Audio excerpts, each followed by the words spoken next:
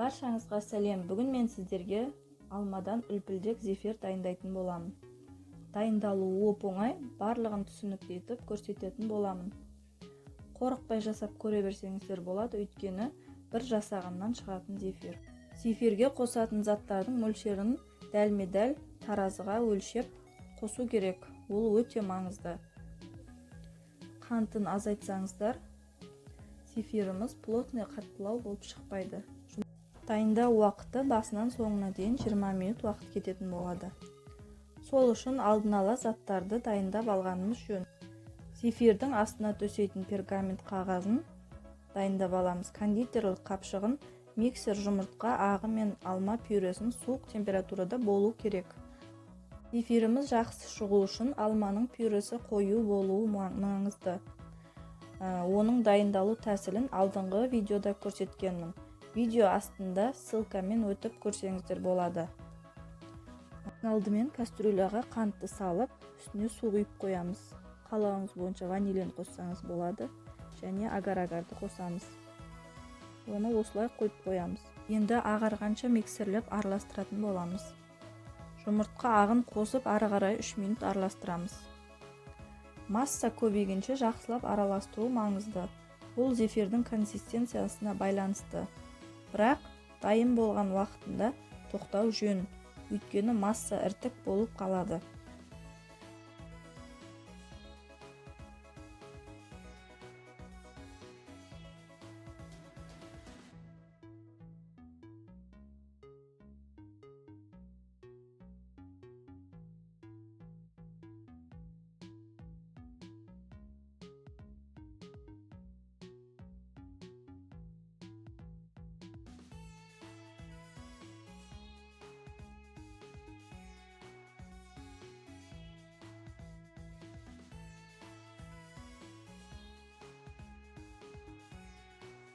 Енді қантты қайнатамыз. Отын көбейтіп, ыдыстың айналасындағы агарды жинап араластырып отырамыз.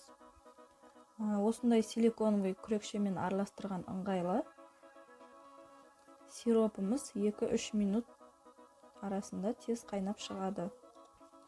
Үзбей араластыру керек, өйткені агар түбіне жабысып қалады. Сироптың негізі классикалық зефирлер осы агардан жасалады. Желатинге ауыстыруға болмайды.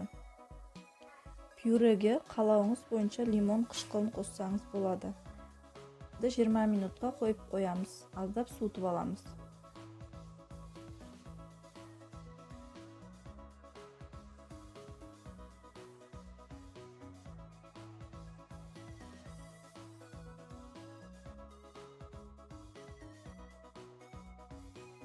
Сол уақыт аралығында пюремізді миксерлеп аламыз.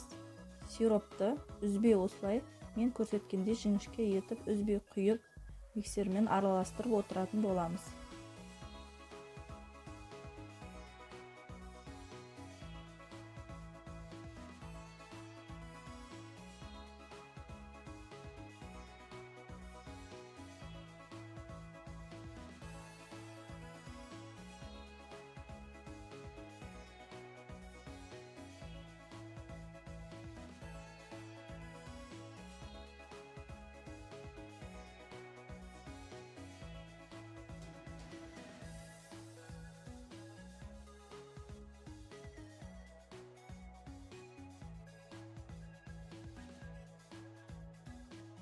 Зефиріміздің массасы миксердің темірлеріне жабысқақ болып қалғанынша араластырамыз. Дайын болғанда аздап краситель қоссақ болады, 2-3 тамшы. Дайын болған массамызды кондитерлік қапшыққа саламыз. Тез-тез айналдырып шығамыз, өйткені агар қатып қалады.